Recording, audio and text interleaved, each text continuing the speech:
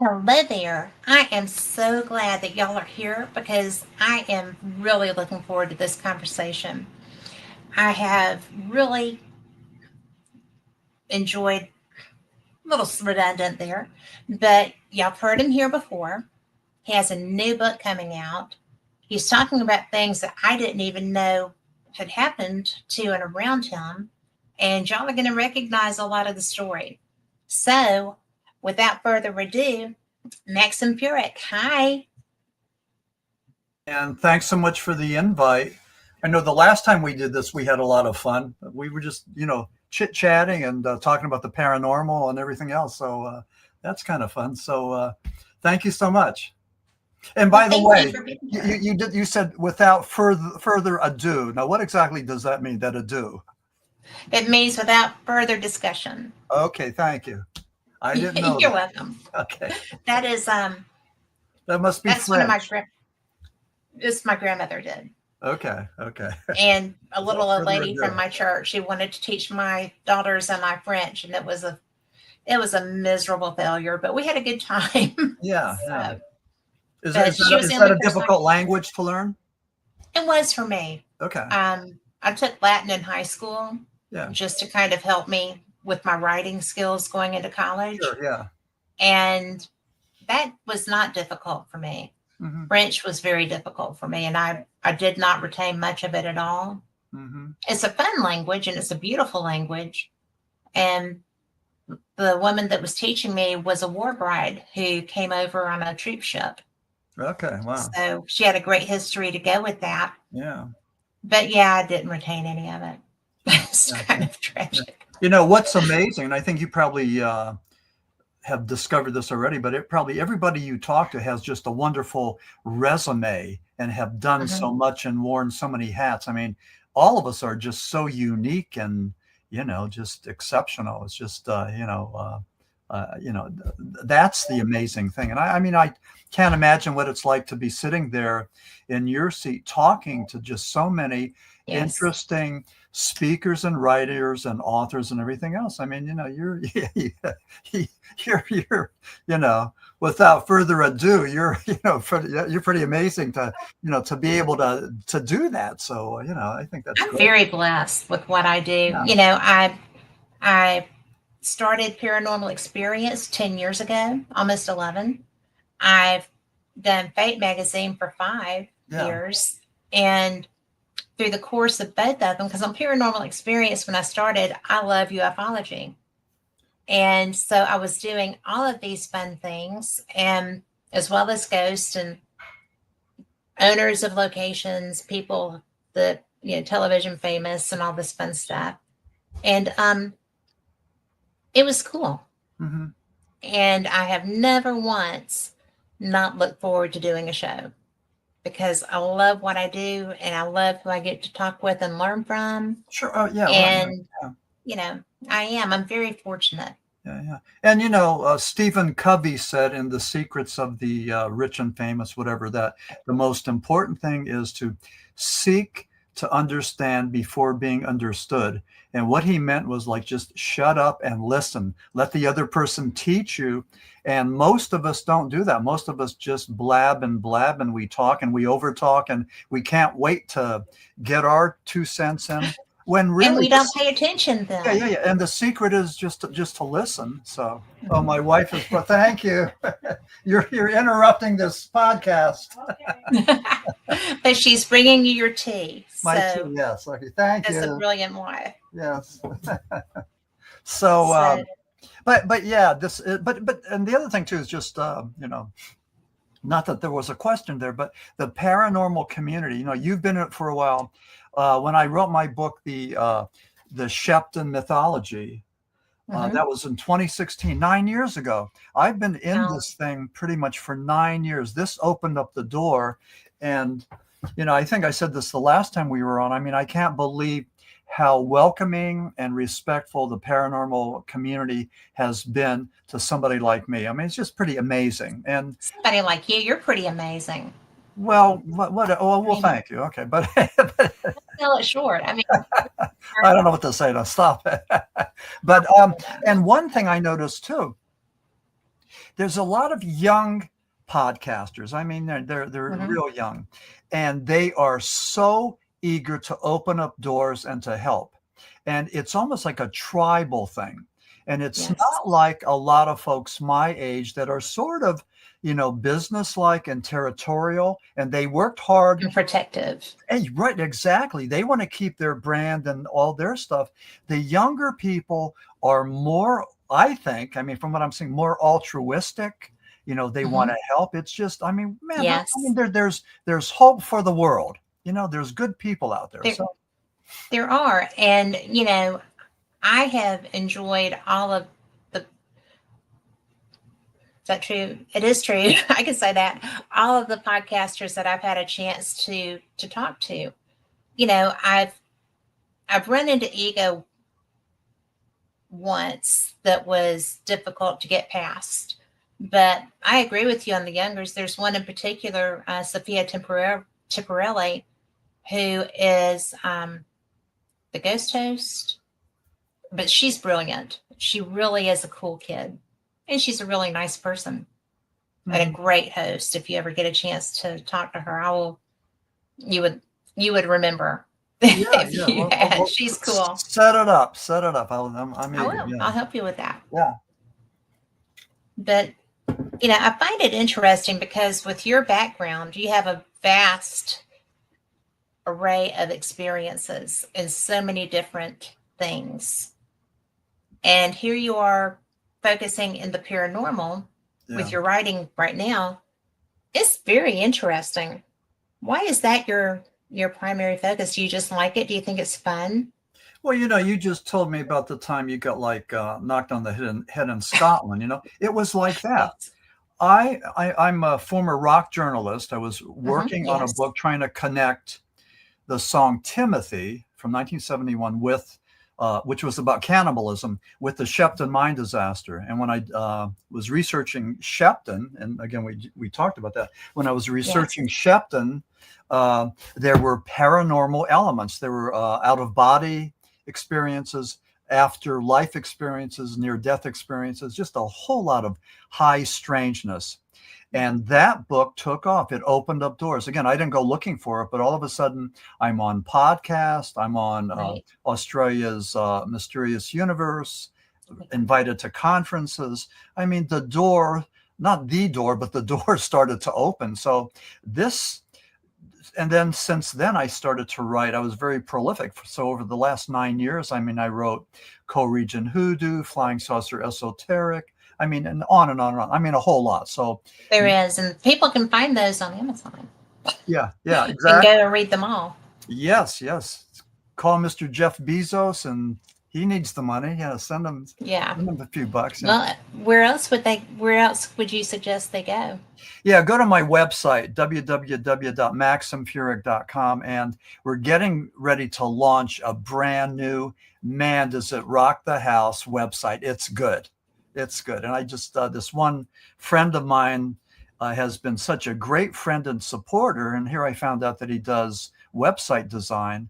And over the weekend, it just happened. Over the weekend, he put something together, and I am just like thrilled. So That's so cool. I know. Yeah. And for, all the folks out there, I mean, you need a website, not so much to sell books or make money, but just as a resume here, so people can find out about you and see what you're about, so that's why it's important to have not only a website, but also business cards, old-fashioned business cards. They still work, They do work. Yeah. And people tend to just pop them in their bag. They don't tend to get tossed to the side like some other things do. Yeah. And on my desk, I just have a little box here, a little cardboard box.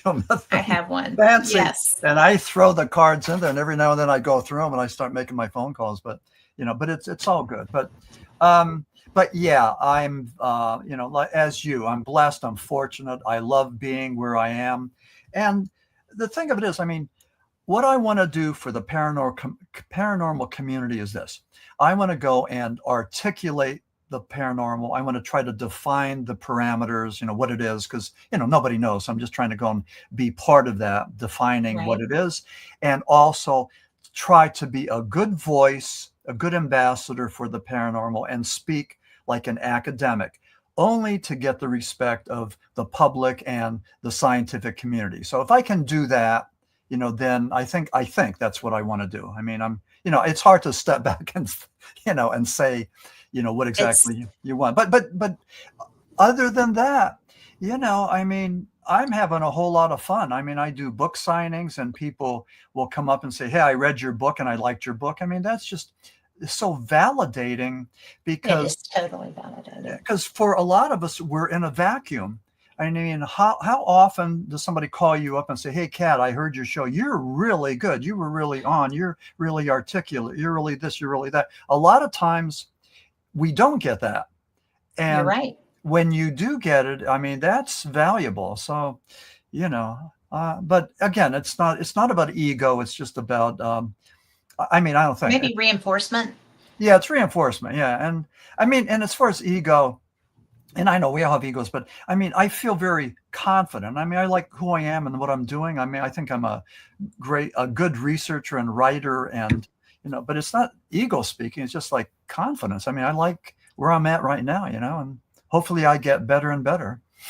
Confidence is king. It really is, because, to be able to build it is a gift. To have a reason to want to build it. I mean, there's so many people that just kind of flow through everything and they don't realize how special they are. Right. And, it's really important. I actually do get a good bit of validation. I'm very fortunate. I have a lot of friends who are supportive. I have been doing this for 10 years. I have followers that reach out. I had my social media hacked and just disappeared off of it as a result of that for a while. And people were still reaching out. I was so fortunate. And, they could get to me through fate as well. Mm-hmm. And I realized that people like what I do, because I do bring them cool people like you, and I get to have information shared relevant to your experiences. You've had some experiences. You're fun to talk to. Yeah. And so I get what does that mean, fun to talk to? It means that you're not boring, you're interesting, you share very well. You've done things that I find fascinating, so I have fun listening to you. Okay. And it's a compliment. Okay. So, I'm Southern, but I will tell you that's a compliment. But, it's really, you're enjoyable. Yeah, well, thanks. You love what you do. You like the experiences that you've had. Yeah. And it makes it fun to talk to you. Mm-hmm. Not everybody is like that as much as you are. Yeah. And that's okay. Everybody has their different thing. Well, we're all different. We all have different personalities. And I mean, when I look at my brother and my sister, we're all different. When I look at my cousins, we're all different. I mean, that's just the way it is, So, we're all unique. And when I worked in addictions, and I was a psychologist, but I specifically dealt with addictions and recovery. And recovery is one of the most powerful things that a human being can do. You change, you stop doing the booze, the drug, the behavior, you resurrect yourself, you transform. It's a wonderful, wonderful thing. But with, being in that realm, I mean, I just think that helped, ground me. And teach me things like Alcoholics Anonymous, finding a higher power and all of that. I mean, good stuff. And AA you don't need to be an addict or an alcoholic to benefit from the tenets of AA. Yes. It's a wonderful. Good principles. They really are. Yeah, they really are. And so I was fortunate. I was hosted or co-directed these AA meetings with Ed H. And Ed had been in recovery for 28 years and taught me everything he knew about the disease of alcoholism. Wow. A cool guy, man. Was he a great guy? He was my friend, my mentor.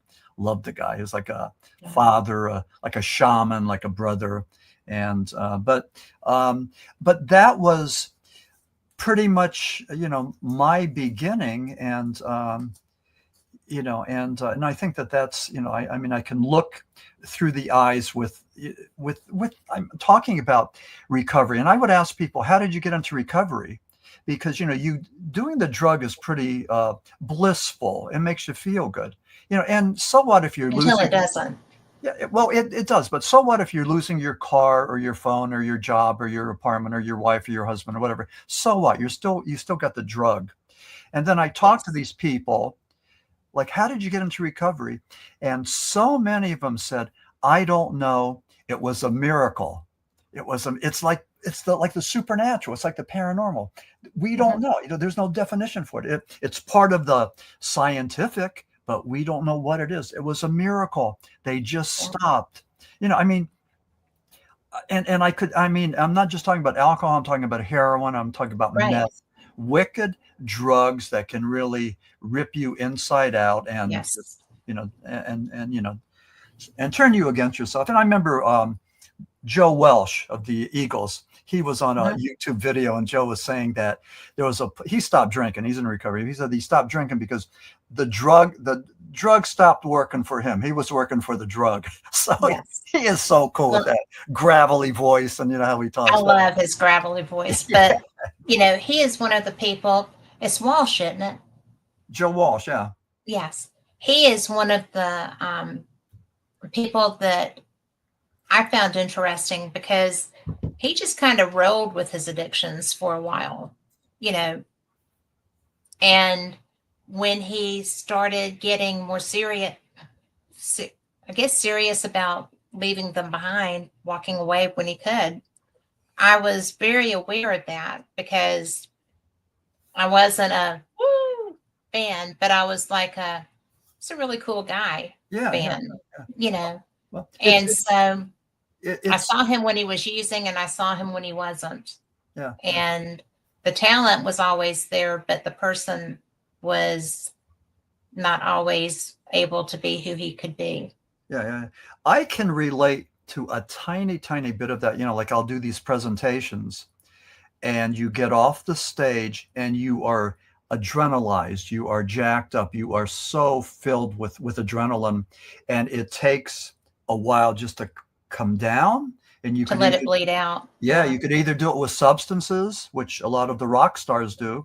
But what happens is a lot of times they would get into the cycle where they use the drugs to come down and then use the uppers to get jacked up again. And so they got into the cycle. And yes. So, and there's those stories, there's a million of those stories. I mean, we know tons of people, and it's pretty much about fame. It's the inability to handle fame. And Steven Tyler of Aerosmith said that fame was like 1,000 chickens pecking at you at the same time. That could be an old Alabama expression, right? But it could. And, that probably is an apt description, because it seems like whether you're rock star famous or, doesn't even take that much. You could be president of the PTA and you go to the grocery store and everybody's like, da-da-da-da-da. And not that I would ever be president of the PTA, because, man, I don't like being in those organizations and leadership. But I tried it, not for me. Yeah. But it's one of those things that people are always, from what I have observed, if you're in the public eye like that, one of the people gets so offended because why do they gate themselves off? Why don't they come out in public? Why don't, if you've been to a Taylor Swift concert, a Aerosmith concert, whoever, there's no chance in the world that those people would be able to survive with unlimited access. And I'm sorry, I just think that people en masse can be dangerous. Mm-hmm. And, yeah. And also fame. I thought at one point I wanted to be this famous motivational speaker, and I wanted to travel around and do all that. And I had a friend that worked in fabrication, and they did these trailer frames, very basic trailer frames. He got hired by a Chinese company, and he was on their payroll, and they would say, we need you in Indianapolis on Thursday. So John would have to do all the paperwork, do all the logistics. They would pay him, but to get from Pennsylvania to Indianapolis and then do the paperwork going in and the paperwork after he visited the plant going out. I mean, they were just sucking him dry, and he was at the top of the game, getting really good money. But man, I mean, you sell your soul. I mean, what is left? He had no family life, you know, and I mean, that was the top. I mean, he didn't have the fame. He wasn't on a stage, but he was making really good money. But, you know, again, it wasn't worth it. I mean, I thought I wanted that, but after knowing him, I decided, no, that, you know, I mean, you know, don't want to do that, you know, so. Well, your piece is valuable. Oh, exactly. And, yeah. You know, I was so impressed when I would meet a person of celebrity and they were able to interact.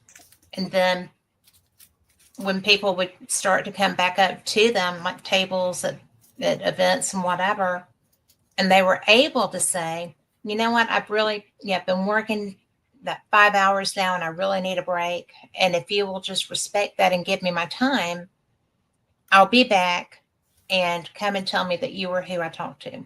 Mm-hmm.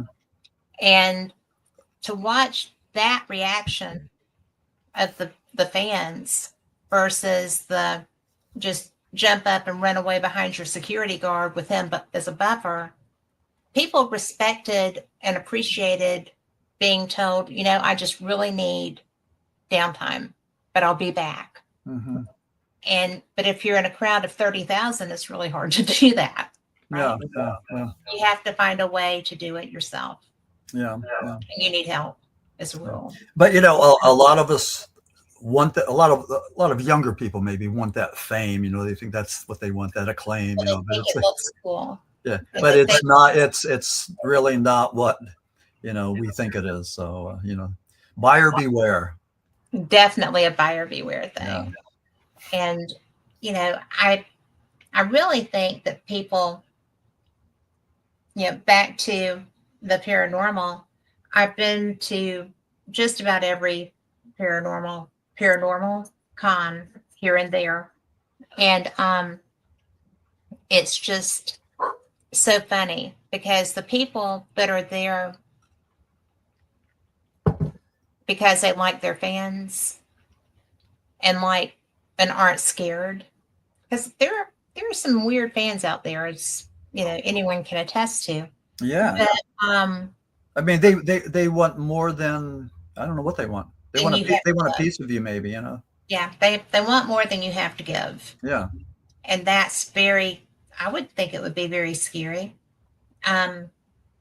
I've worked around people a lot. I used to be a VIP manager for an amphitheater and would work with security through what I did, as well as, you know, didn't interact very often with the music, you know, with the talent. But when I did, it was always professional, quick, clean.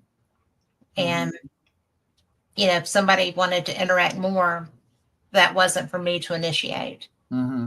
And, you know, I've worked at rock festivals in, you know, in different capacities. And it's really interesting how different people cope with that. So, but if people would just remember that everybody puts their pants on one leg at a time, and sometimes everybody gets a foot tangled up sometimes. Yeah. You know, you have to not be jumping down and ready to go. Oh, yeah. I got this footage. I got this video. Yeah. My theory is, I got like a million of them, but I think, you know, we're all screwed up. We're all dysfunctional, but we could be fixed. We can be fixed. That's the thing. So, you know, and I know I had met John Bradshaw. He's the guy that did the inner child work. And he Yeah. was saying that, that they say that 99% of the families are dysfunctional, but John said that he believes it's 100%. I think it's So, 100%. yeah, Different levels of dysfunctional, and yeah, it may not be as some levels of dysfunction aren't as obvious as others. They're not out there right on the public street calling your yeah. name. Yeah, But and it all depends. You're a product of what preceded you, what happened, and I yeah, think about my high school experience. I mean, I go to all my reunions. I mean, I love my class. I mean, we got along, but I know yeah, people that refuse to go because of the clique. The clique did horrible things to them, or some of you girls are really terrible, towards each other. I know one girl that I way back when, like 40 years ago, I had a crush on. She refuses to go to the reunions because the girls picked on her. So I don't know what oh, wow. that was, but I mean, that's part of your experience. And if that's your experience, and maybe something even darker or harsher that you got to deal with, but no matter what it is, and for your listeners out there, I mean, if you're in a dark place, there's places to go for help. You need to talk to a trusted other or get professional help. And I mean, life is worth living, and there's no need to be depressed and in the darkness. So I mean, if anything, I think other than talking about the paranormal, we need to talk about that positivity, that life Absolutely. life it can be filled with joy, and despite things that happen, I mean, I just went to a memorial service for my running buddy last night, and I'm thinking, boy, this is a good example of life. I mean, as my personal life is just so rewarding and so wonderful, and then I'm dealing with the reality of my very good friend's death, and that go figure that. I mean, I don't know, it's life. That's what it is. I mean, you deal with it on life's terms. So. And a lot of times people will internalize, right, situations that they don't have ownership over. Mm-hmm. And just because, I mean, did something happen that was horrible and it affected your life? Yeah, that happens to most everybody at some point. Yeah. But where I feel like the healing and the therapy through recovery happens is not just the addicts need therapy, right? The people they affected also need therapy. Yeah. Yep. And there's not a lot of attention paid to that because either they're victims or targets or whatever were children who were already acting out because they were trying to get away. Right. I've seen that so many times. Yeah. And, but the recovery doesn't just involve the person with the issues. They create issues for other people too. And what I think is beautiful is when you see somebody who takes ownership of that. That's a hard thing to take ownership of, because not only were you embedded in your addiction or whatever, but you also are taking ownership for affecting someone else's life in a negative way. Mm-hmm. And the people I have seen do that astound me, because that's such a powerful human to be able to do that. My humans weren't able to do that. Mm-hmm. I had a very difficult stepfather who was very, very difficult. Yeah. But, I went and did the work for myself. Other people that he traumatized opted out of doing it, because you can blame the person all day long, but you still have to take ownership of your life. Mm-hmm. And be able to find your path in order to not just wallow in your misery, because it is miserable. From what I've seen of the people that don't get past that. Yeah. But I think the important thing is that we all have the ability to get beyond it, to make sense of it, with the resilience and to put it in its right place. But just a couple of things. You were talking about the mantra is that the addict affects at least 7 other people. So it's not just one person, being addicted. It's never just one person. Yeah. And then the other thing too is there's a really fascinating chemistry that a lot of times when some of these guys, and I'm going to say guys, get into recovery, the wife who's been the codependent, been the nursemaid, the mother, the little mommy, has nothing to do, because the dude's going to the AA meetings. He's drinking coffee with his buddies and all this. And I have a friend that after years and years of his wife putting up with his nonsense, when he got clean and sober, that's when she divorced him. I mean, that was it. But nobody's a nursemaid anymore. Exactly. Yeah. So, but then that symbiosis, that symbiotic relationship where she's the parent and he's the child, that changed. He became more of the, I guess, the parent or the adult, and she had no role, which was, but I knew this story well because I remember this guy was drunk. He fell down the steps. He punctured a spleen or something. I get a call from his daughter, and he's in the hospital and whatever. But I mean, but again, that was my career. I heard stories like this, but it's the stories of recovery that are the most powerful, and people in recovery, I think, are very empowered, and I think that's just such a good thing. But again, the message I would say to all your listeners is that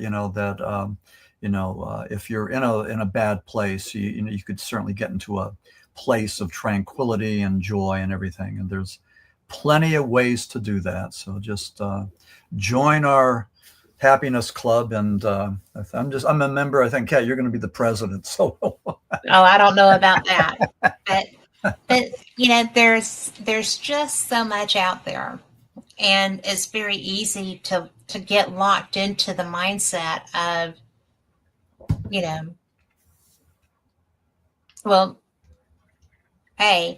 wasn't my fault. It's not my fault that I had these experiences and I just can't get past them because, oh my God, I'm such a victim, and that's a real thing. But even as you were, as a victim, you don't want to be a victim your whole life. Yeah. Or you could also say that another good one is life isn't fair.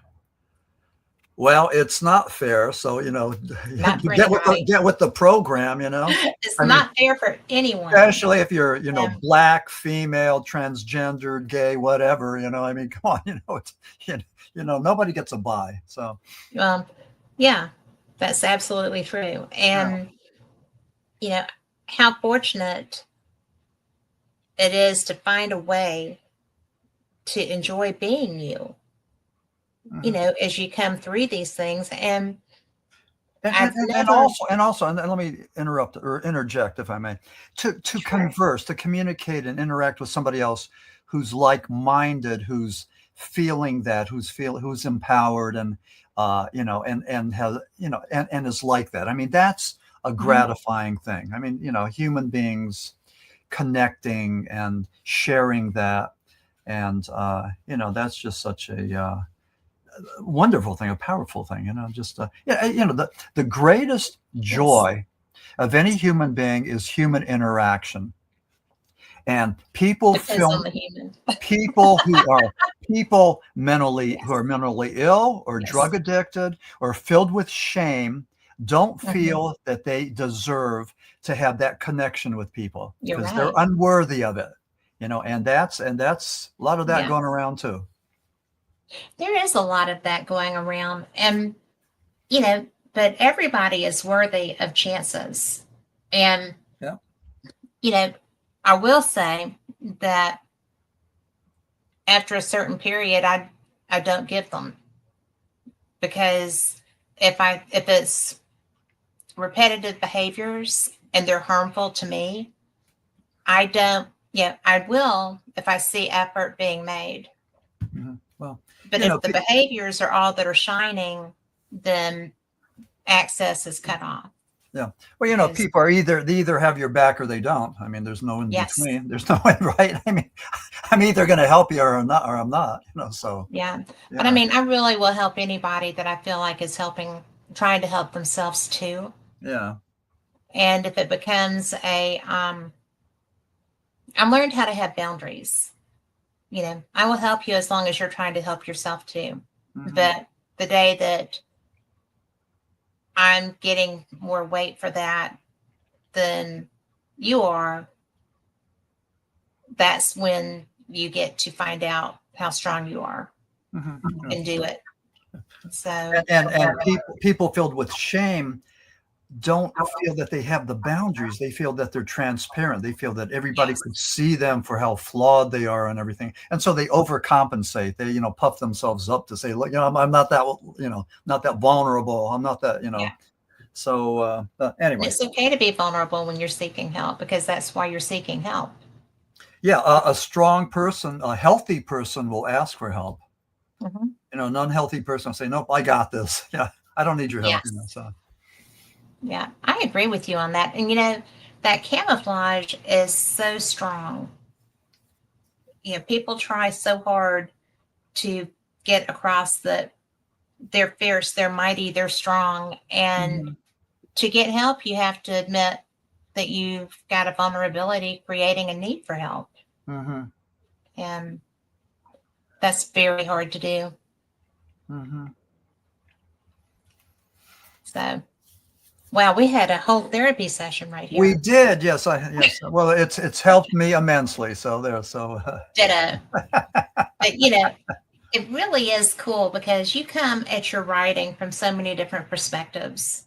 I mean, you're an adventurer. You go and you seek the unusual and the fun. Some of y'all's travel pictures are astounding. Oh, are you following me on Facebook? I do follow you on Facebook. Okay.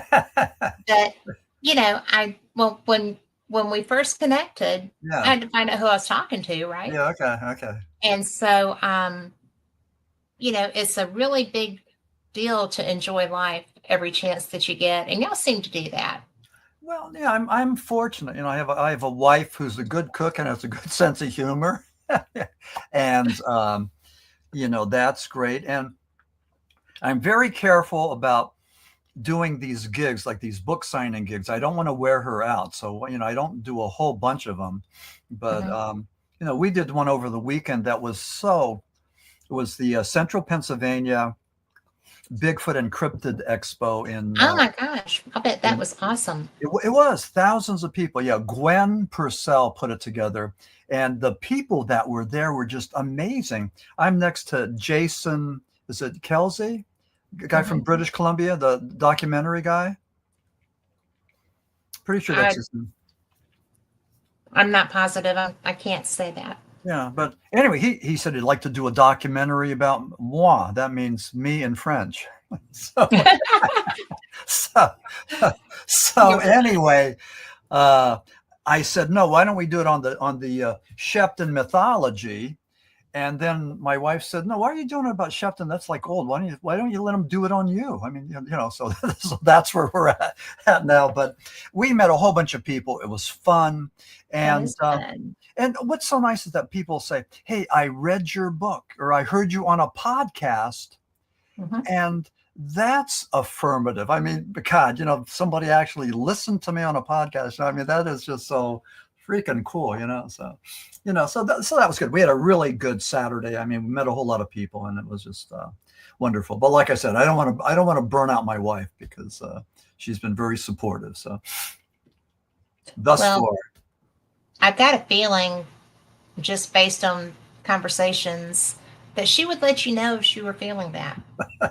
She would. Yeah. There's just a little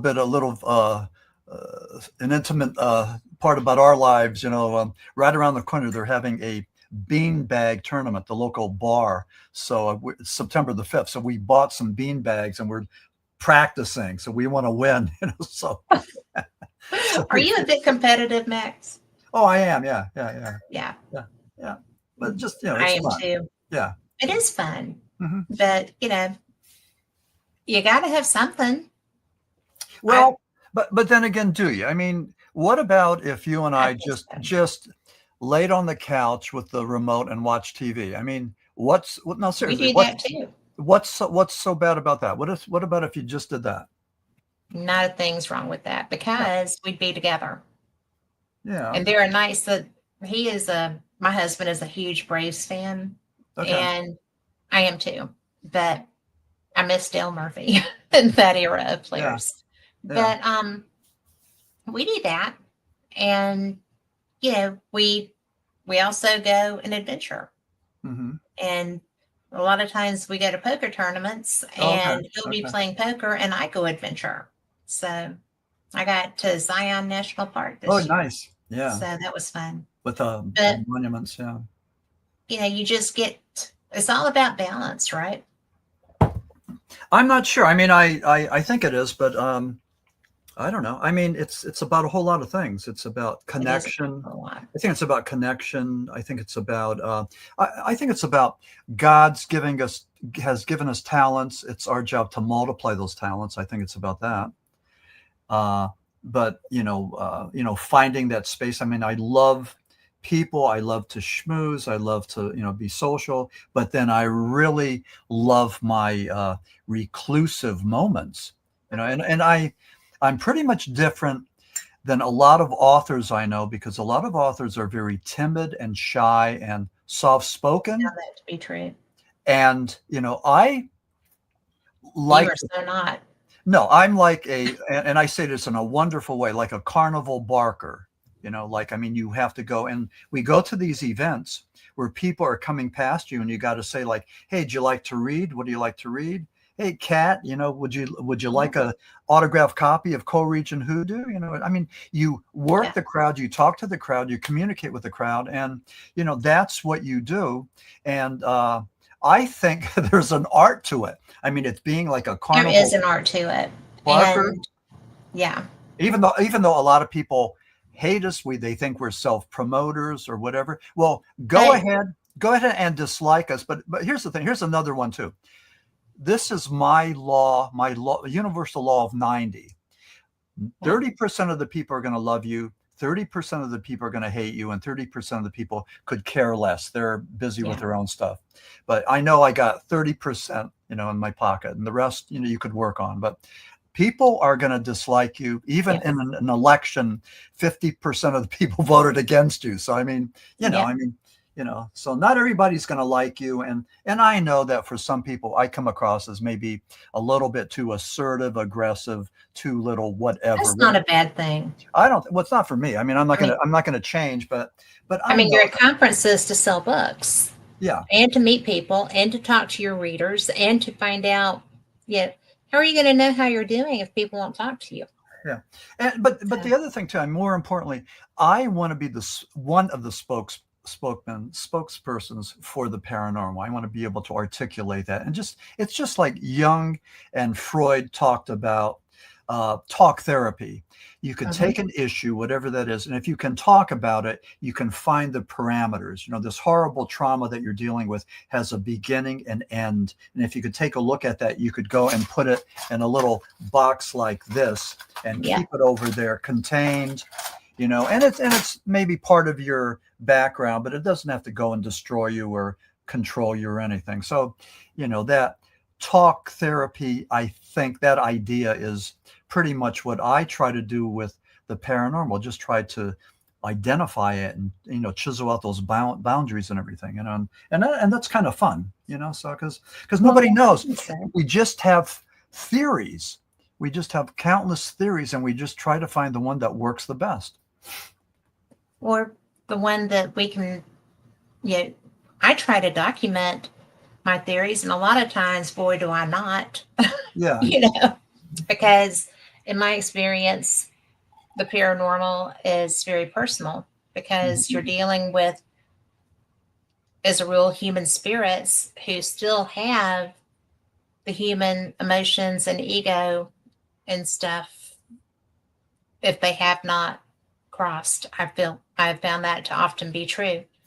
And But they're also, if they're communicating with you, there's a reason that they're still willing to do that. I like finding that reason. Yeah. I had something that happened to me that I think, and I'm not going to talk about it, but I think it demonstrated that I had some psychic abilities. But to talk about it brings it out there and invites criticism or condemnation or negativity, from the world. Not everybody, but some. So what I do is I just keep it to myself and honor that, because I think it's private, it's sacred, and again, just something that happened. I mean, not earth shattering, but in a sense, maybe it was. But I think some people will have a psychic experience, and that's their horse to ride. I mean, they just can't stop talking about it. And, rather than maybe holding it as a sacred thing that happened, as a gift, they announce it they like promote it. They use it as a, I don't know what, Yes. as a promotional tool. And, I'm not going to do that. And, so anyway, but, well, you promote in other ways. You don't need to do that. Yeah, I know. And for some people, that's what they hang their hat on. Yeah. Which is okay for them. Yeah. So anyway, you're probably wondering about the picture of the nun back there, and if that's symbolic of anything, coming down the pike. So well, I've got a feeling it probably is. Yes. So feel free to hit me with some of your questions. Well, I'm going to tell you that I was not familiar with your interest in the conjuring emotion, the whole experience, the whole situation. Yeah. And so when you were writing The Smurl Haunting, and you called me and said, I've got this book, and can I send you some talking points, and this, that, and the other. I really enjoyed when I had you on in the past, so I was like totally up for another conversation. And then I'm reading this information, and I'm like, there's a lot happening here. You've got the Warrens, you've got, Amityville, you've got, Dan Rivera. Annabelle. Yes. Dan, rest in peace, Dan. Yeah. Yes. And, I've got a lot of things that I am curious about. And one of the things I have found about you is that you're great with that. So, first of all, what is the Smurl Haunting? Okay. Well, I live in northeastern Pennsylvania, and there's a township called West Pittston, and West Pittston is about maybe 30 minutes away from me. So in the 1980s, there was the Smurl Haunting. It was sort of like our version of Amityville, and it was your typical haunted house or demonic infestation, where they had grunting sounds, like pig sounds. They had horrible smells. They had profanities etched in the glass. The collie levitated and was flung across the wall. Jack Smurl was Jack and Janet Smurl and their, I think, 4 kids. Jack claimed that he was raped by a female demon, a succubus. So all of this stuff happened, and this was in my backyard. So the Smurls brought in the priests. They were Roman Catholic. They brought in priests. The priests would spend the night there and wait for things to happen. The priest would come and bless the house, holy water and the crucifix and all that. Eventually, Ed and Lorraine Warren were called. And they spent, I forget how many visits they made there. They brought in Father McKinnon, who was what's called a rogue priest. Now, rogue, are you familiar with that term? I'm familiar with that term. Yeah. Okay. Well, it was in my Shepton book, It was But the listeners may not be. okay. So, Well, in my Shepton book, Pope John the 23rd, they saw his vision in the mind. They thought it was a miracle. He was there in the mind with them for 2 weeks. Pope John the 23rd was the one who initiated Vatican II. And Vatican II was his attempt to modernize the church, to recognize other religions, Jews and Muslims and everyone, as well as Marxist and communist. So a lot of hardcore traditionalist, and also Vatican II allowed the Mass to be said in other languages than Latin. So there were a lot of people, including Father McKinnon, who rebelled, and they refused to go along with Vatican II. So for some people, Pope John the 23rd was either an angel or a devil. A lot of people disliked him. And with McKenna, he started his own church. So he was called a rogue priest. But at any rate, he was from Monroe, Connecticut, just like Ed and Lorraine. They brought him in. He went to the Schmerl Haunt House, did 3 exorcisms, and was not able to get the job done. So there was a book called The Haunted that was written by Bob Curran, Curran, and he was I think Pulitzer Prize winning local reporter, really good. But when you see the book The Haunted, they'll say across the top by Ed and Lorraine Warren. Well, they didn't write it. They had ghostwriters. They just had their name there. But at any rate, Ed and Lorraine, so I went up to the Schmerl haunting, which was close, and I would go and hang out there and see the frenzy. It was hysteria. A lot of people were there, a lot of crazy stuff going on, a lot of crazy people going there. The Schmerls, or the Warrens, went on a 15-city book tour to promote The Haunted. And I saw them in Jim Thorpe, Pennsylvania, beautiful little touristy town. That was in 1988. I wrote a letter to the guy that was in charge of the Victorian Theater, and I got permission to take pictures and hang out with them. So I had a tape recorder. I'm hanging out with Ed and Lorraine. I'm taking pictures, and I'm asking them about how he fought the demon. And then Lorraine was really, she was really into animals. And I think there was a chicken that was almost dead. So she had an eyedropper and she was bringing it back to life. And she had a bunch of chickens there. And, but you could hear chickens when I would call them. And I stayed in touch with them for a number of years before they died. And I would specifically ask Ed how he did battle with the demons. How did you battle these demonic forces? So I went to West Pittston, so I was part of that frenzy, read the book, read everything I could about it, met Ed and Lorraine, kept in touch with them. And then the other thing that happened, which is very, very bizarre, was the Annabelle Devils on the Run tour took place in 2025. Now, Lorraine wanted this Annabelle doll that looked like Raggedy Ann to be kept in this cage, this wooden cage. She wanted it to stay there at the Warrens Occult Museum. And Tony Spira, their son-in-law, Tony's married to Judy. Tony decided to take Annabelle on the road. So Annabelle went to San Antonio, went to the penitentiary in West Virginia, went to New Orleans, where for 3 days, 3 things happened. There was a plantation fire. There was a jailbreak, like 10 guys went out. They thought it was an inside job. It doesn't matter. They took off. And then there was something else that happened. So that all happened allegedly during when Annabelle was in New Orleans. On July 11th, 12th, and 13th, Annabelle was in Gettysburg. I went to Gettysburg on Friday, July the 11th. $40 a ticket, $40 for me, $40 for my wife. It was closer to $100 with the taxes. So we paid $40 to go there and see Annabelle.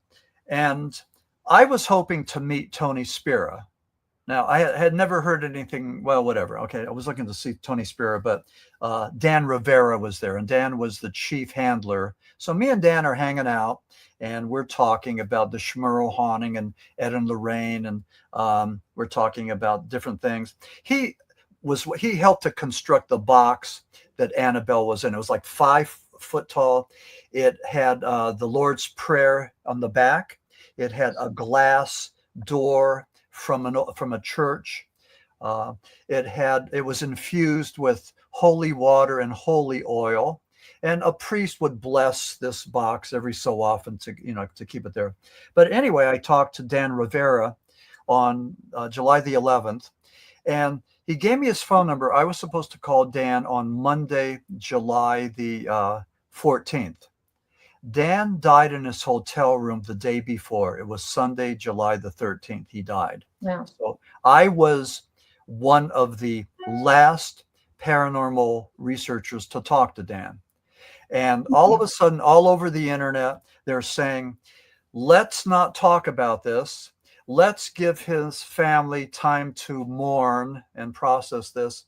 So that's one part of the narrative. The other part was that, wait a second, there's something going on here. Now, I talked to the psychic Vincent sisters, who I would love to connect you with to have you on their show. I love that. Yeah. Yeah. And they go out there and they find missing people and, murders and all this stuff. But they believe that there was something of the demonic at play, that it could have been working on Dan Rivera and possibly wearing him down to the point where he died. So they're saying, be careful. This is not a time for radio silence. This is a time to go and talk about and warn about this thing. So when I looked into Annabelle, there was nothing. I don't have any powers, any abilities, but I didn't see anything. There was nothing terrifying there. But you walked into this cavern, and they had all kinds of purple lights and everything. They had Gregorian chants, and they had the Annabelle there. And then different people, including Dan Rivera, would talk about Annabelle, would talk about Christianity and Catholicism, and that, that you have to use the strength of God to fight demonic, possession. The theory is that evil exists and the devil exists. That the devil is strong, the power of the devil is strong, but the power of God is stronger. So this was the narrative. This is what they told me. Right. I have pictures I took of Dan. I have a chapter in the Schmerl Haunting called The Death of Dan Rivera, and I believe it's respectful. And, and I know there'll be some people say that, well, he's just trying to capitalize on the fact that yada, yada, yada. Well, whatever you want to say is fine. Listen, I happen to live in a capitalistic society, and we're all trying to make a couple of bucks. And so if I make a couple of bucks, it's not because, and with my book, The Schmerl Haunting, not because I'm banking on Dan Rivera's death, but it's going to be because that book is well researched, well written, and if you buy it, it's going to be the best book on demonology you have in your library, Kat. So just take that to the I have a lot.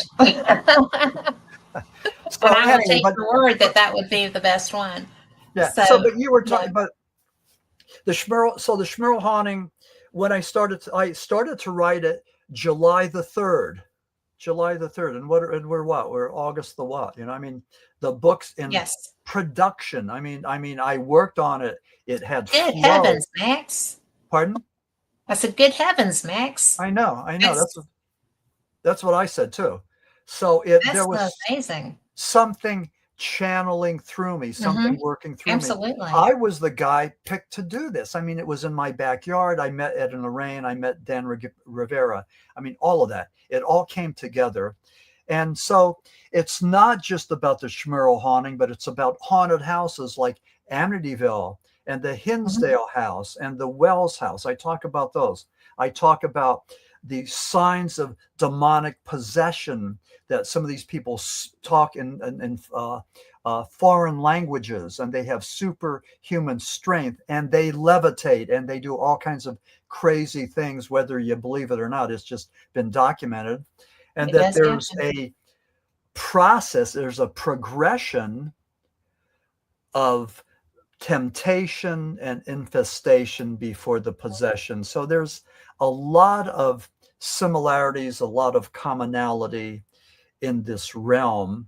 And I view this as a academic, as a student. I don't get too I mean, I don't think I'm trying not to get too close, but I mean, I'm not Yes, I do. doing this for power or anything else. I mean, I'm doing it for all the right reasons. So I mean, I don't think that I'm on on bad ground. So but anyway, yeah, so the book has been formatted. It looks really, really good.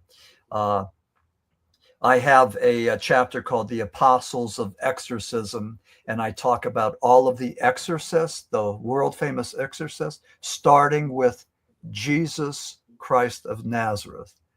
And they said the first miracle that Jesus did was, you know what? An exorcism. Yeah. So I talk about that. And I talk about how he taught his disciples how to do the rite of exorcism. And they could do this if they were blessed with the Spirit of Christ, and if they would chase out the demons in Christ's name, in the name of Christ. And these disciples then taught this to other people. So that was the thing. And you can do this if you're in the Spirit of the Lord, and if you have the authority and the faith. So that's the other thing. You get the authority from the church and from God, and you do it because you have faith in this process. So I researched, I studied, I learned, I tried to figure this out. It's just the most amazing thing. That whole, and of all the things that I do, whether it's cryptozoology or ufology, all of that, demonology is the thing that speaks to me in the loudest voice. And I'm not exactly sure why, but miracles, apparitions, guardian angels, good versus evil, that whole thing. I mean, that just seems to just speak to me in a very, very loud voice. And I think because of that, I'm have the ability to articulate this, and I'm really hoping that this book is well received, and that people say that this is a comprehensive book on the subject of haunted houses and demonology and exorcism and all that. And looking at it through, again, it's called The Schmurl Haunting, When Ed and Lorraine Came to Town. So, well, I really find this interesting because you've been around and listening to people, and we had referenced, the Amityville Horror. Yeah.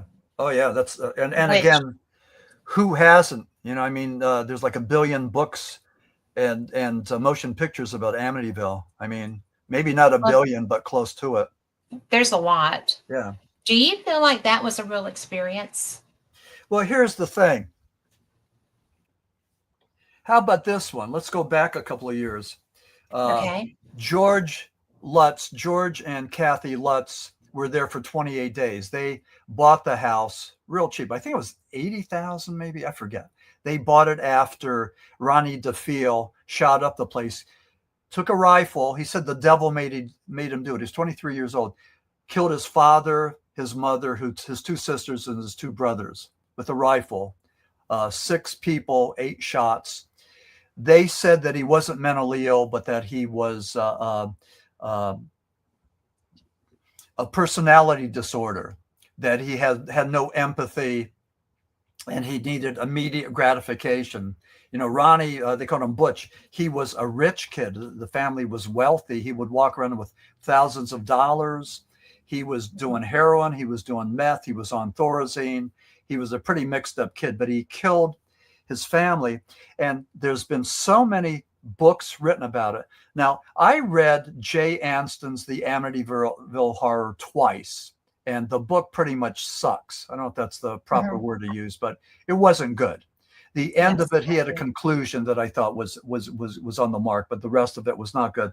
He took something like 48 hours of tape from George and Kathy Lutz, who were there for those 28 days or 48 days, and he transcribed that.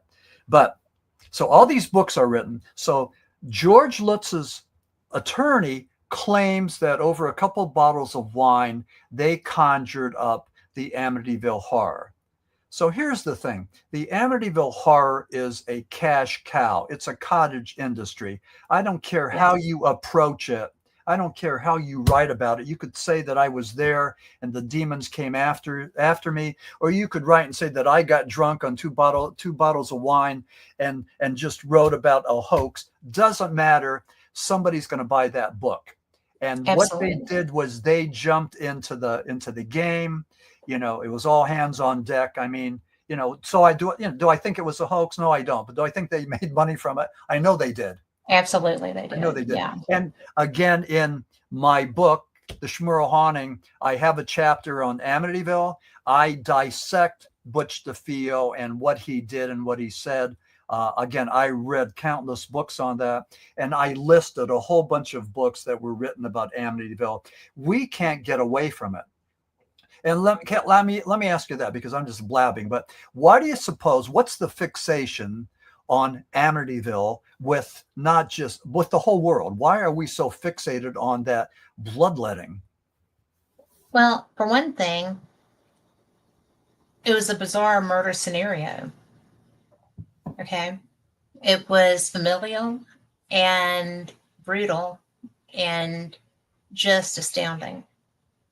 I don't know really why there is such a reaction, because the brutality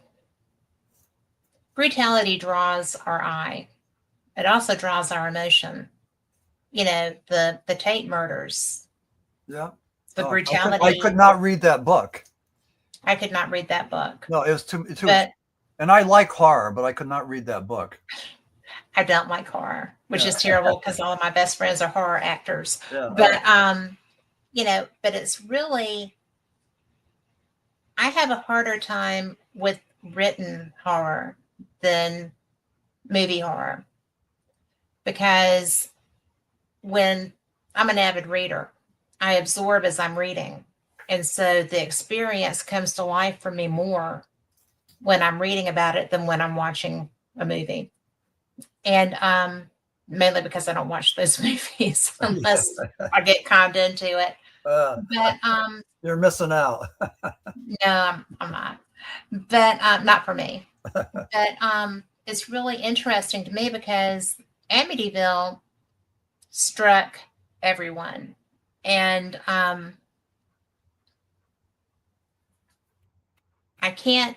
have such a hard time with that kind of violence, human to human. Mm-hmm. I'm an empath. I'm an experiential empath. I feel people's sensations a lot.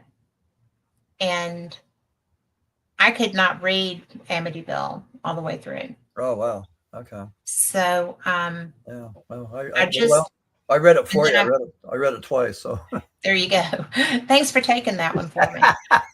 But I did meet a Lutz at a Paracon, and he was so paranoid of people talking to him. And I wasn't even there as a host. I was there because I'm media, but I was not trying to interview him. And he was there with a well-known priest. And I was surprised that he acted so like he was terrified to be in public. Mm-hmm. And I'm like, well, I don't know why you would be scared.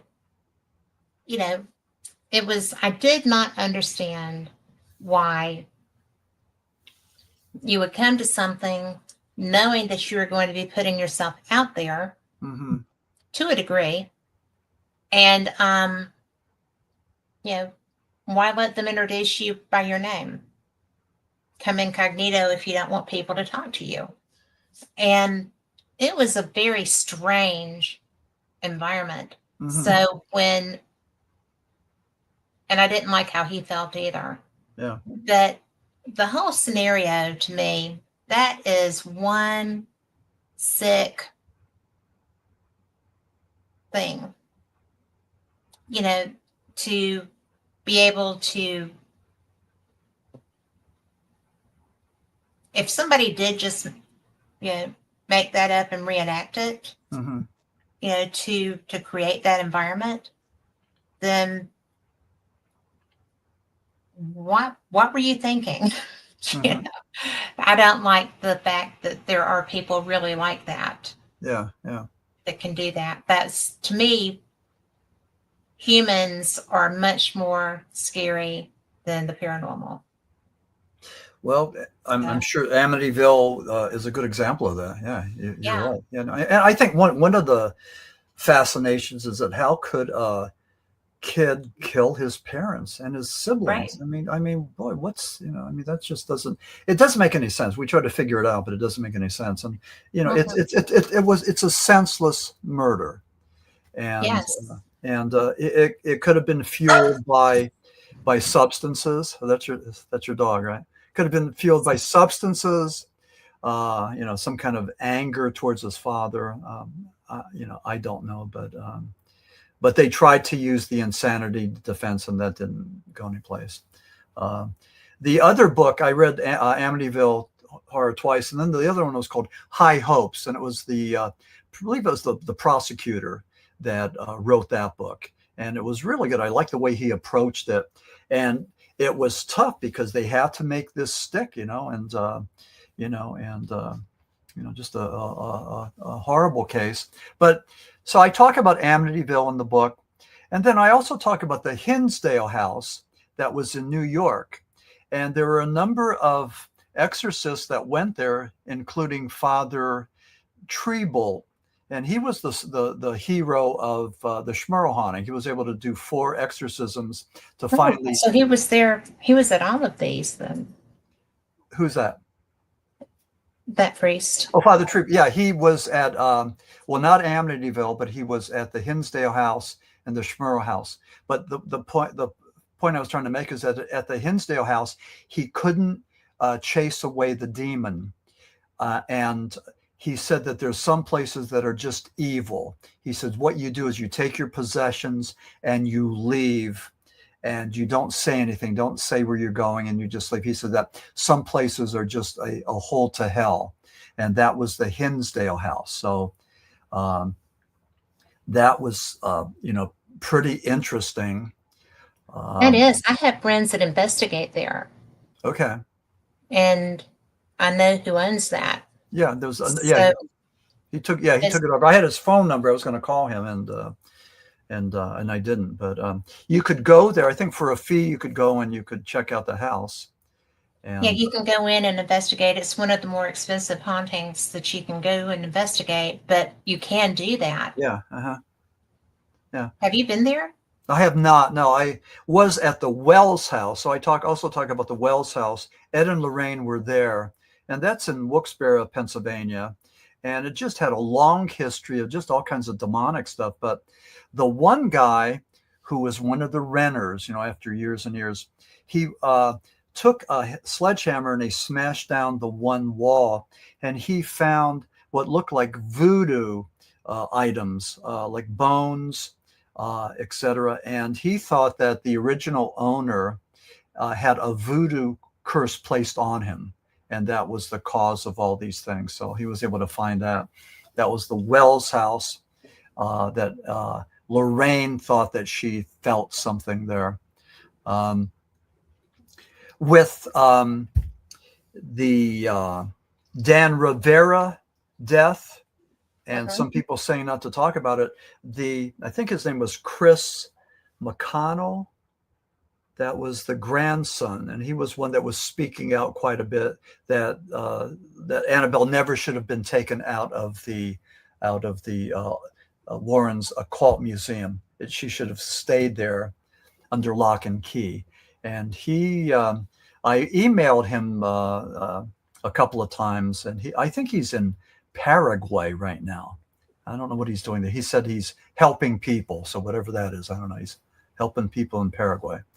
But he was one that was there at the Schmerl house, and he did some investigations for them. So that's in the book, The Haunted.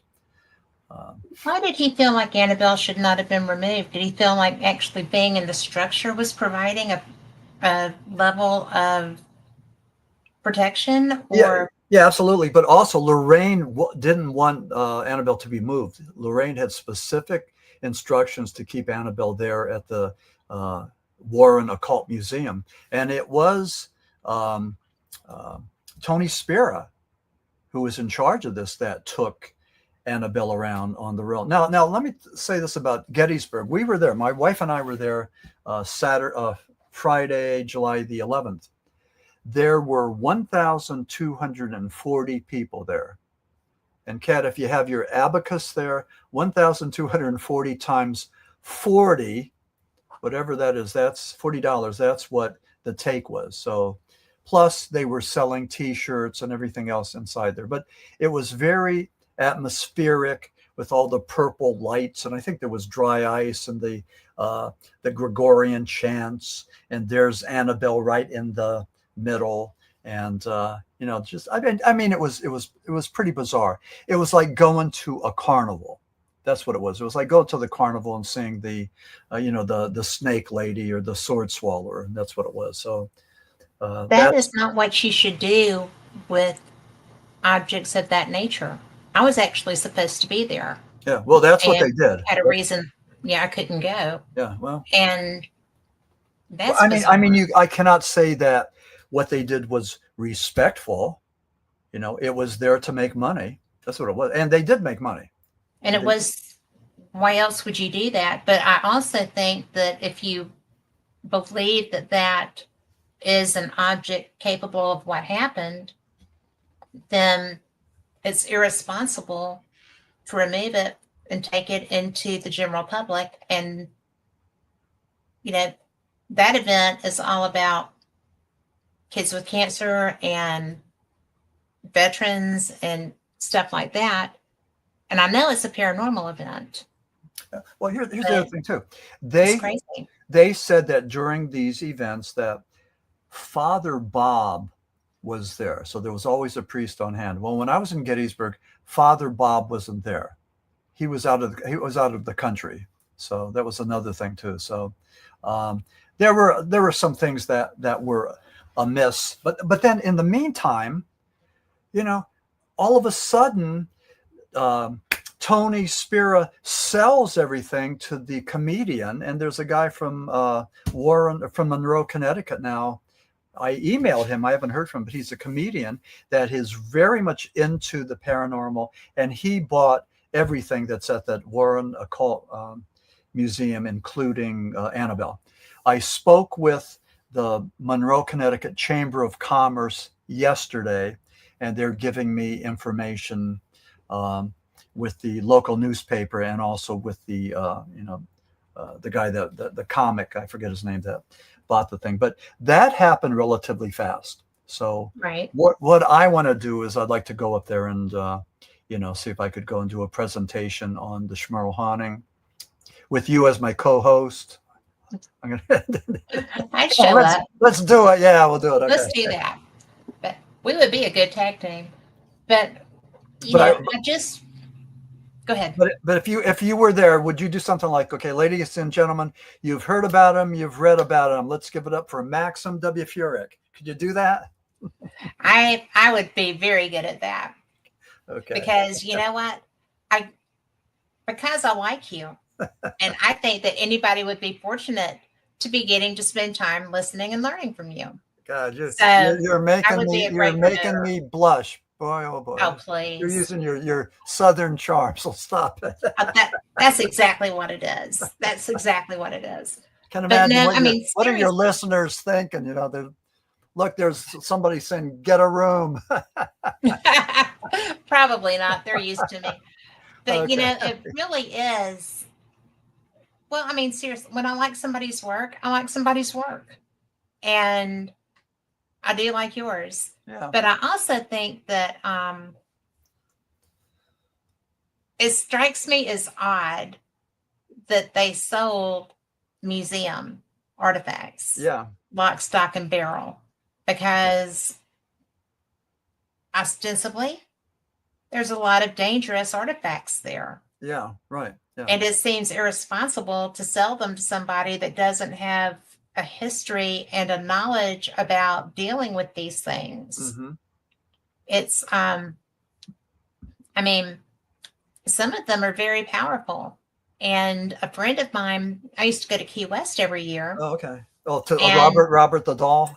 Robert the Doll. Yeah. And you can feel him when you're coming around the road from the airport on the Atlantic side. You Wow. can you're a good distance from that museum, but you can feel him. Mm-hmm. And the same at the house where he was owned. You know, the where I rent bikes is right across the street from their house, and you can feel him. You can feel something, feel the presence there.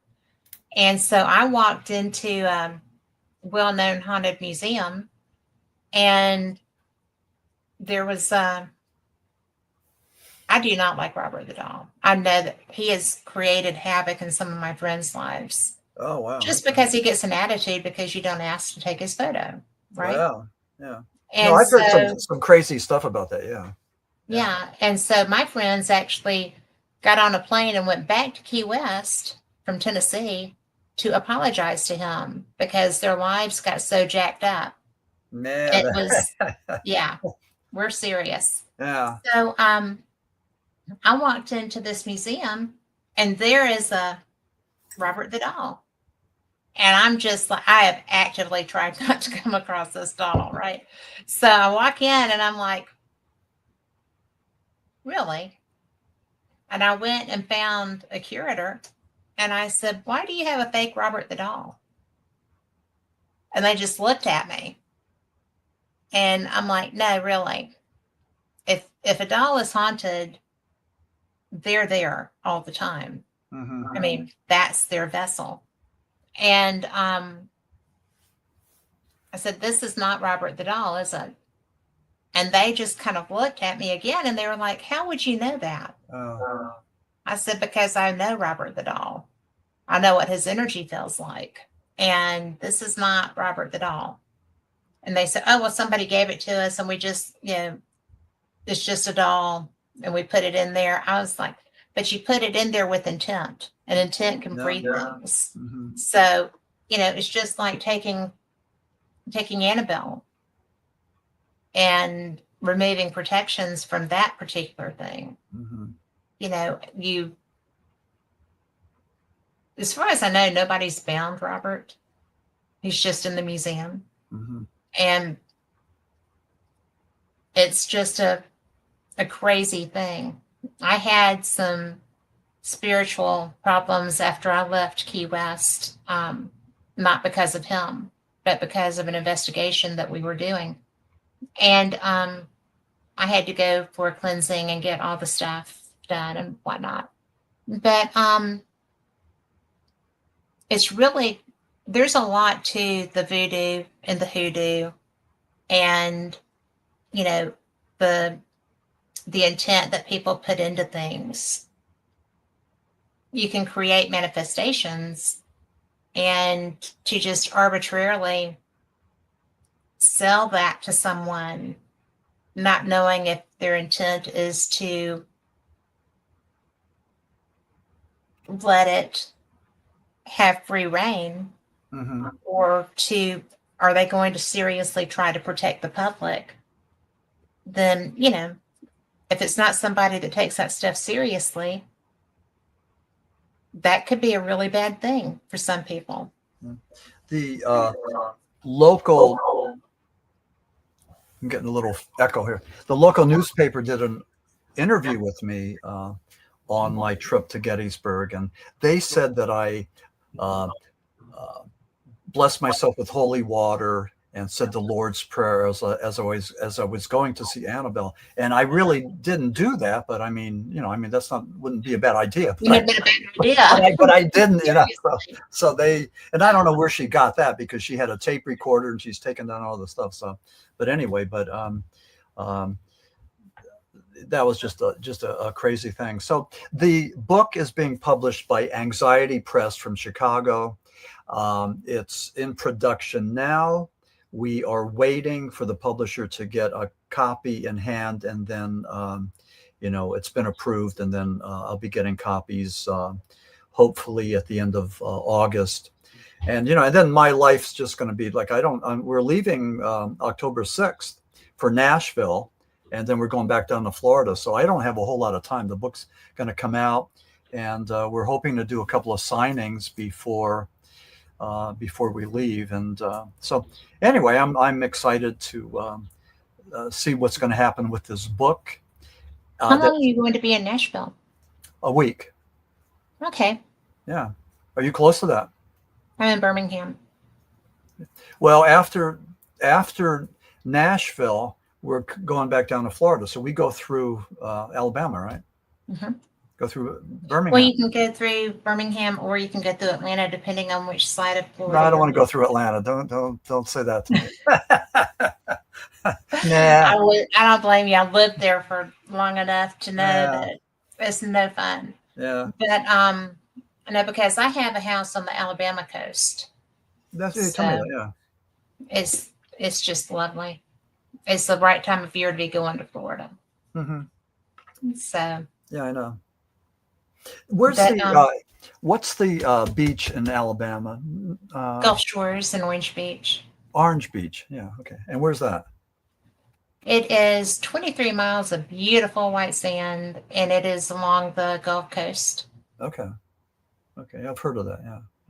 Yeah. And when you go from us over into Florida, you're in Pensacola. Okay.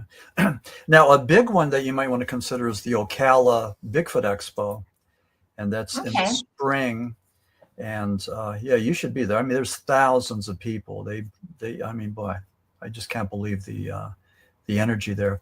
It's at the Equestrian Center, the largest equestrian center in the United States, and it's just a humongous affair. And and again, it's just so amazing that people would come up to me and say, "Hey, I heard you on a podcast." Just like, when that happens, that is so cool. So it is so cool. Yeah.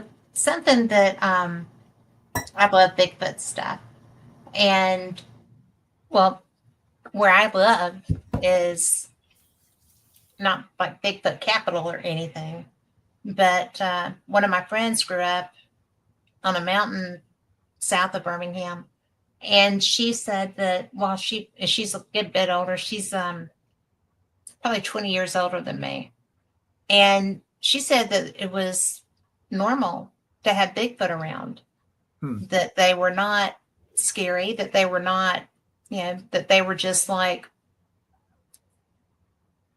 living in sync with us. And yeah. And I was just like, wow, you were what? Yeah. Because now the area is so populated. We don't hear a whole lot about Bigfoot creatures being aggressive. You don't hear that. Yeah. They're reclusive. They run away. We heard about Ape Canyon. That was one story.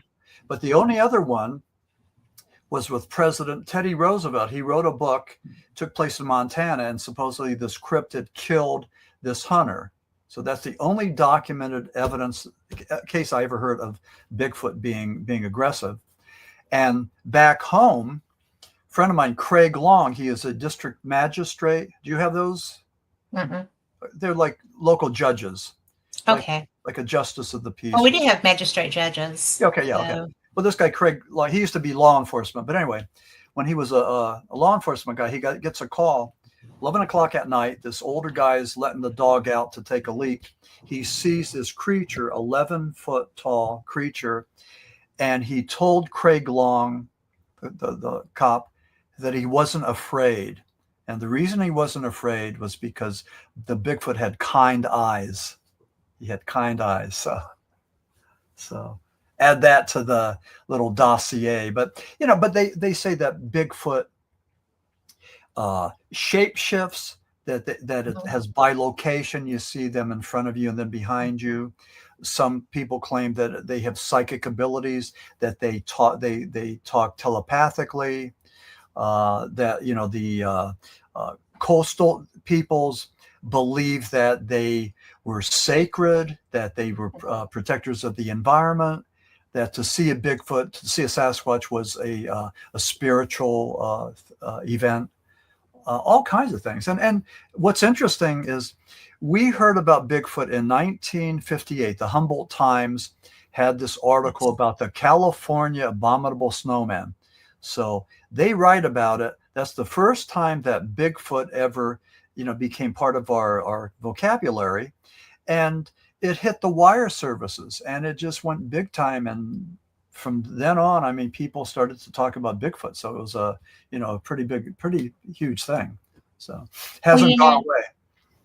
That's really interesting because the people, the woman that I was referring to, my friend Wanda, that was a group of Native Americans primarily that lived on this mountain. And it's a widely populated area now. Mm-hmm. And with still a lot of woodlands. But it's so interesting because I heard that from more people than her as I was growing up.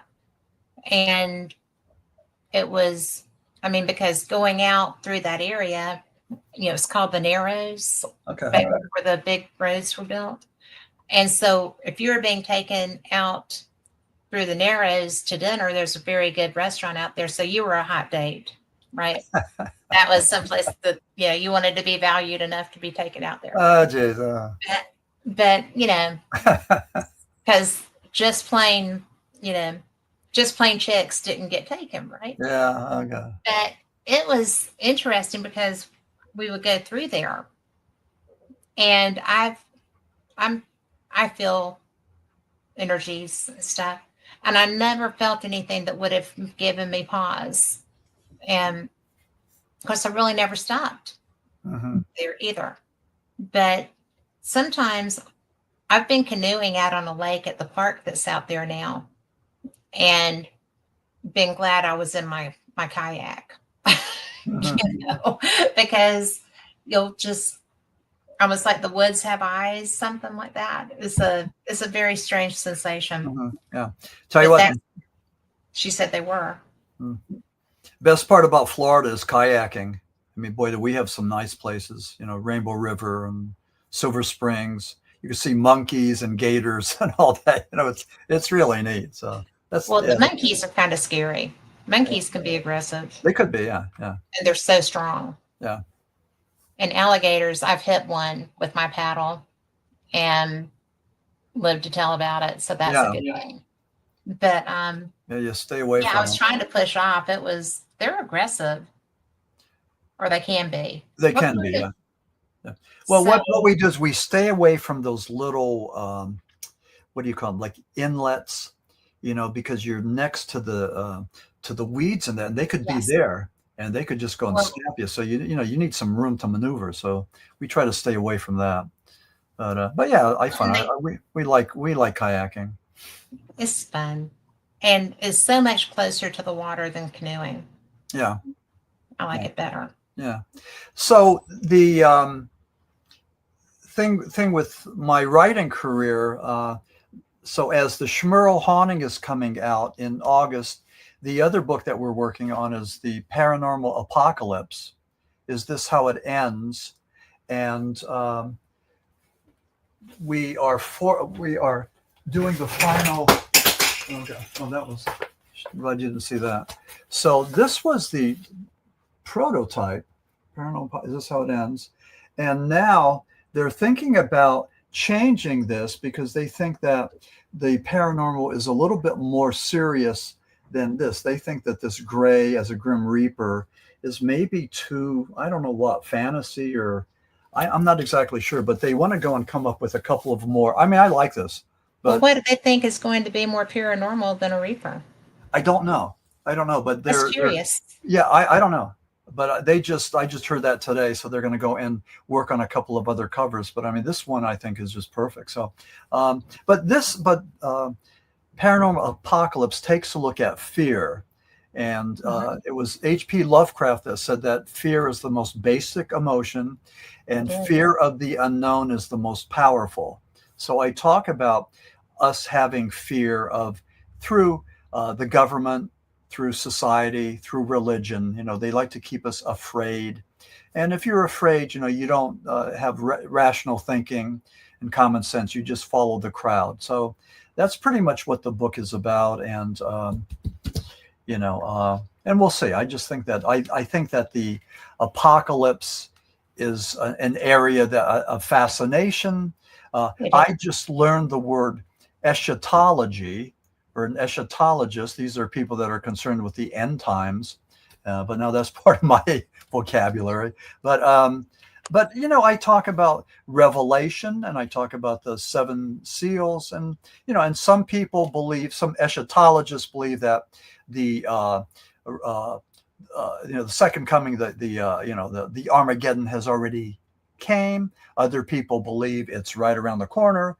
And then some people feel that we're living it now. So, but I talk about, how's it going to end? Is it going to be, a nuclear winter? Is it going to be, a nuclear war, the environment, a pandemic, whatever. And, it's interesting too, because I was talking about the book with one podcast. This was about a month ago, and I got canned. I got booted off. And I was talking about pandemics that, with the paranormal apocalypse, I mean, the world could end through a pandemic. And I think with some folks, there's certain red button topics, whether it's Dr. Fauci or Wuhan or pandemic, but I did something to trigger something. But that was the first time I ever got kicked off of that. That was the one time. And then the other thing was, and man, I don't know. I'm glad that your program isn't being censured, but I'm a Floridian. In 2023, when they were having all these congressional hearings about the UFOs, I wrote 6 letters. Senator Marco Rubio, Representative Paulina Luna, Chuck Schumer. There were 6 letters that I wrote. The only one who responded was Marco Rubio.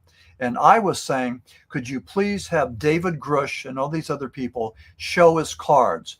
Grush was saying he knows where the bodies are. He knows where the vehicles are. Okay, right. Show us where they are. And with this podcaster, he was censured because I was talking about Marco Rubio. And again, it wasn't anything political. It was just what I just said.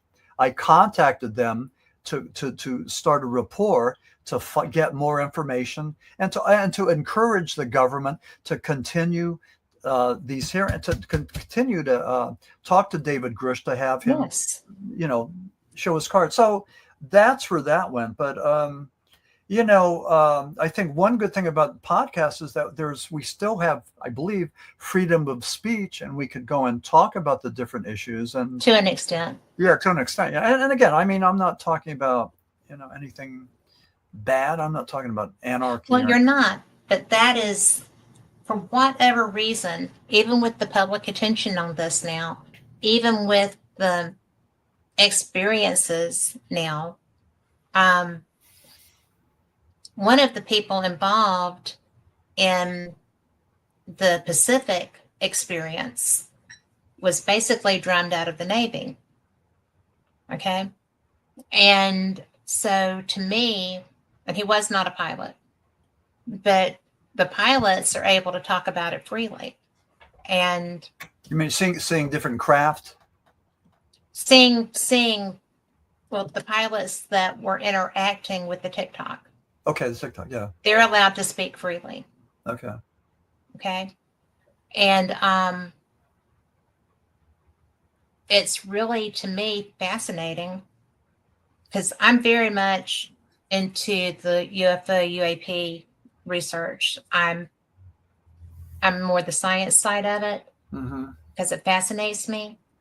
I think that they're trying to give the illusion of being willing to share this information. Not often do you hear them talk about the Roosevelt group, which had very similar experiences on the Atlantic side decades ago. And I mean, seriously, almost the exact same experiences. Mm-hmm. You know, the gentlemen who were flying in the Pacific experience, the Nimitz group, Right. were, yes, but they were talking about how, you know, they've talked about how there were, as they're flying in around DC, around the different, you know, bases and stuff like that, that you can't see them, but you know when they're there. There's like a shimmer or something. There's something different where they are. Mm-hmm. Like with the people, they could see them with the new radar on the Nimitz. That's why they knew they were there initially. And then one of them was not cloaked and was flying with our pilots, right? But on the radar, there was, you know, a squadron. There's a word for it, but a lot of them there. And I heard one of the people from the Nimitz experience talk about there was a squadron basically of them. Oh, okay. It's bigger than a squadron, but I hate when words escape me. Yeah. I don't have it happens to me all the time. I'm not pulling it here. Yeah. I think what happened though with the words too, you know, we went from UFOs to unidentified aerial phenomenon, and then with the Nimitz thing, they started to talk about unidentified anomalous phenomenon because this thing hovered and then it went under the water. So yes, because we do have aquatic activity now. Yeah. Or that's being discussed. But, you know, that's really not new because the Navy has a term for them. It's fast movers. Okay. And that's not a new term. So there have been underwater experiences with submariners for, you know, we're into our third or fourth generation of submariners. Mm-hmm. And they get them on radar. And to me, that's interesting because they will talk about anything but that. Well, so I'll tell you what, I was a radarman. I was aboard the USS Constellation, and during the Vietnam conflict, and saw numerous bogeys. And we're talking about solid, tangible, maneuverable contacts, faster than any guided missile we had or the Soviet Union had. Yeah. And we would put them in the logbook and put down UFOs. And we were told to keep our mouth shut. Don't talk about this. And then these logbooks would disappear and they would have brand new ones. And I know every now and then, like when the logbooks would be there, I would look through them just to see all the UFO sightings. And there were a lot of them. So that was part of my experience. And then another thing that happened that's, totally off track of what we're talking about. But as a former rock journalist, I was on the Constellation. We did combat operations with other aircraft carriers, including the Bonhomme Richard, and Commander Morrison was in charge of that. And that was Jim Morrison of the Doors' dad. So. Small world. I know, a small world. Yeah. And the theory is, the conspiracy theory was that during the 6-Day War, Israel bombed the USS Liberty. It was a spy ship that they claimed looked like an Egyptian ship. Well, anyway, Commander Morrison said there should be economic and military reprisals against Israel, which you don't do in the military. So, so there went his career ladder. But the conspiracy theory is that the Mossad, or the Israeli Hand of God, went over to Paris where Jim was hanging out, found out his behavior, And he would just go get drunk and go back to the thing. And he was an alcoholic, not a heroin addict. And but he got shot up, and they took him to his room, put him in the bathtub, and it was a couple days before anything happened, and there was no autopsy or anything. So there was a lot of silence there. And then, do I have my thing? Yeah, stay right there. I want to get something. I will. If I may. Yeah, this is great. I'm not tap dancing though. Okay. Oh, good. So I was a drug and alcohol guy. So in advertising, they say one of the surest ways to get your message across is to put celebrities in your ad. So here's Morrison, Joplin, Belushi, and River Phoenix. Take a look at this. And wow, if you could see this, and I have this framed, but there you go. Okay. So, and there's Jim. And Commander Morrison had them take this down because he didn't want Jim to be known as a dead drug user.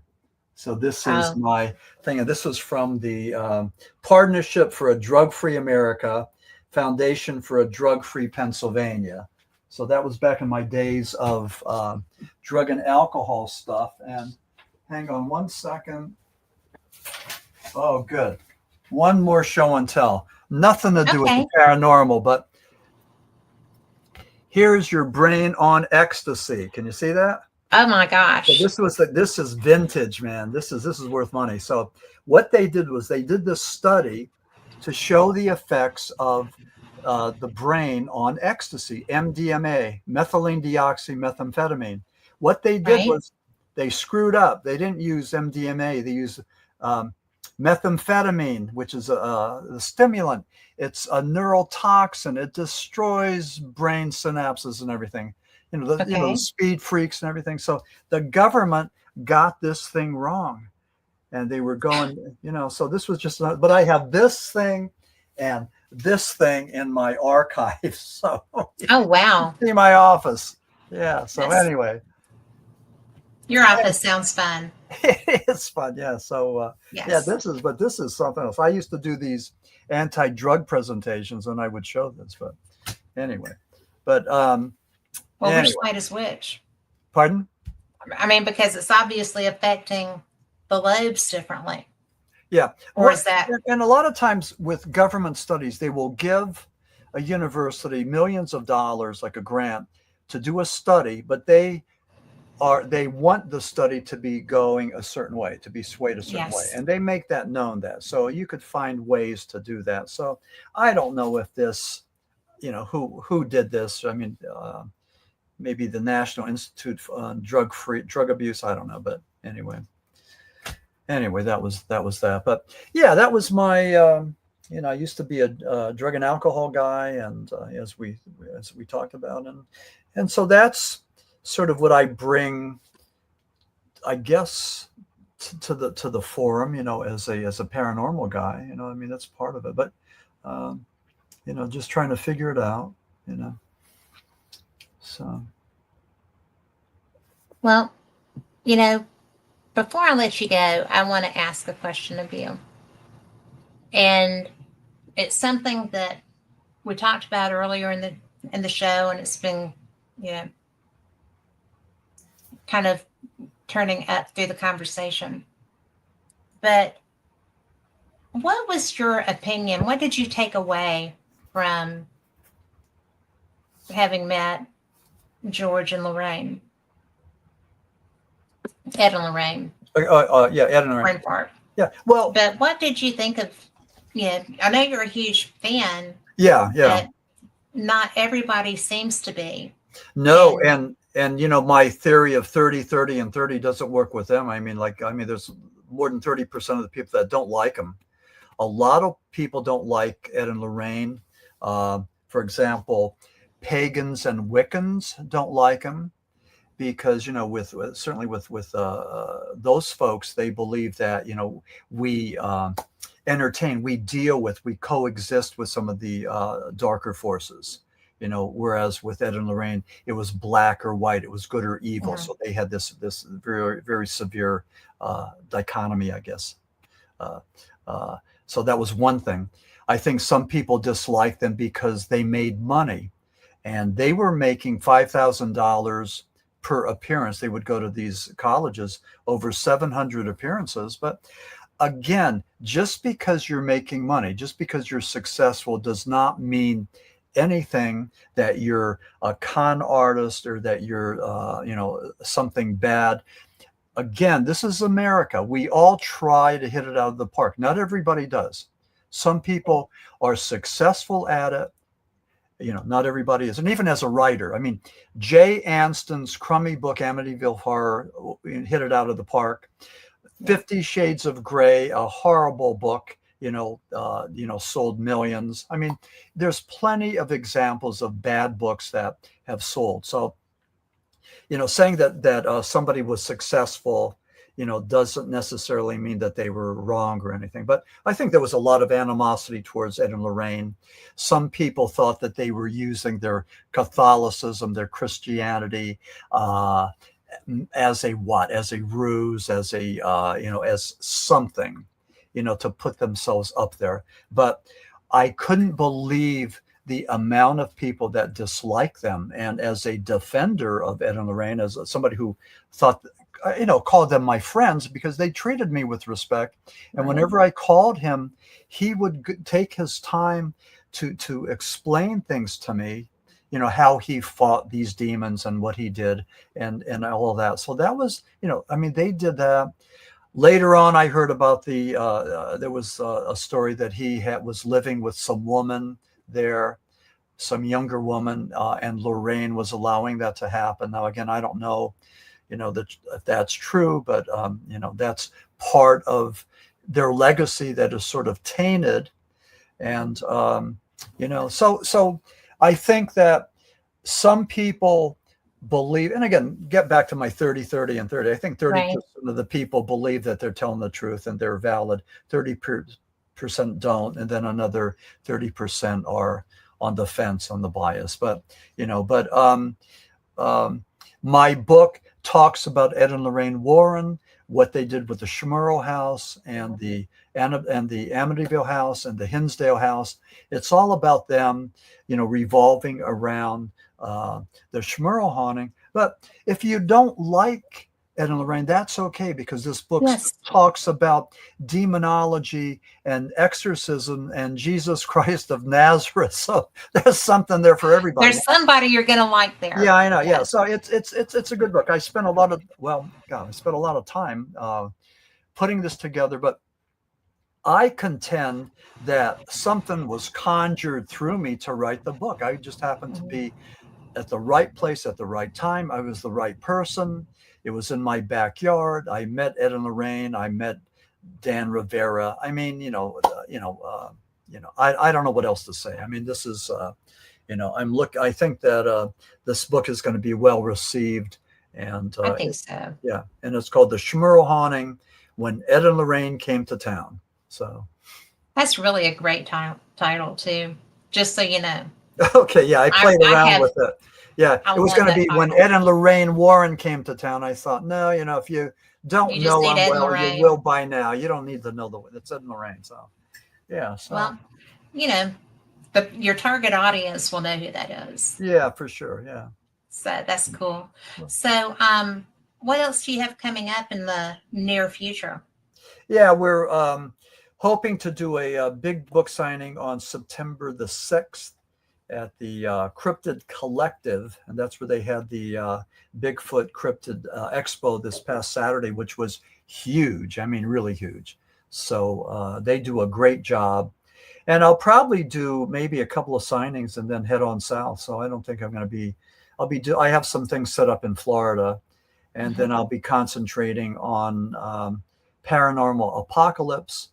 And I'm going to see if I could find an audience for that. And that gets into Revelation, the seven seals, that's interesting. Four horsemen of the apocalypse. I mean, it gets into some other stuff, but it gets into, fear as a motivator. And so it's just, I think that's going to be it's going to be a different demographic for me. So I think so. Yeah. There's a lot of people that have been in fear of that since, I was in high school. I graduated in 1980, and we were supposed to be having, the apocalypse then. Yeah, right. Yeah. I guess maybe 3 or 4 times in my lifetime it was, the end of time. Yeah. But it's interesting because there's so much speculation. People are always so sure that it's coming around the corner, right? A lot of people, a lot of people have said that. A lot of people have been wrong. So yes, in my book, I have a chat in Paranormal Apocalypse. I have a chapter called 1,000 Screams. And this is all the dates when people like Jim Jones and all these people said the world was going to end, and they all got it wrong, So yeah. Well, if I'm not mistaken, it says that no one will know. Yeah. So if you're going to go quoting, that's a good one to go by. Yeah, exactly. If somebody starts yelling in your face about it. Yeah. So, but you know what? I just have enjoyed you so much. Thank you for being here. Yeah, you take care. And thanks for being you. This is just so great and so nice to be able to have a nice conversation and, and to share our ideas on that. I really appreciate it. And hopefully we'll do it again. So. Well, you're welcome anytime. Okay, thank you. Yeah, if you have something you want to say, just reach out to me and we will make it so. Okay, very good. Just to talk about your work, because we could do that for ever and a day. Okay. It sounds good. Okay. Thank you so much. Okay. You're so welcome. Thank you. And Phyllis, if you're listening, hello, give me a call. She will be. Okay. But I also want to let our listeners know that y'all are the reason that we do these shows. I am so blessed and so fortunate to be part of the Fate family. And I get to welcome great guests like, Max. And I'm so really glad to be able to do what I do. And I'm proud of our magazine. Fate is a great organization. It's an organization of 3 right now. So, but thanks for being here. Okay. I enjoy bringing people like Max to you. Very good. Thank you. Have a good evening. And thank you everybody for listening. I appreciate it. Yes. Okay. Good night. Good night. So is that it right now? Did we stop recording? I'm trying.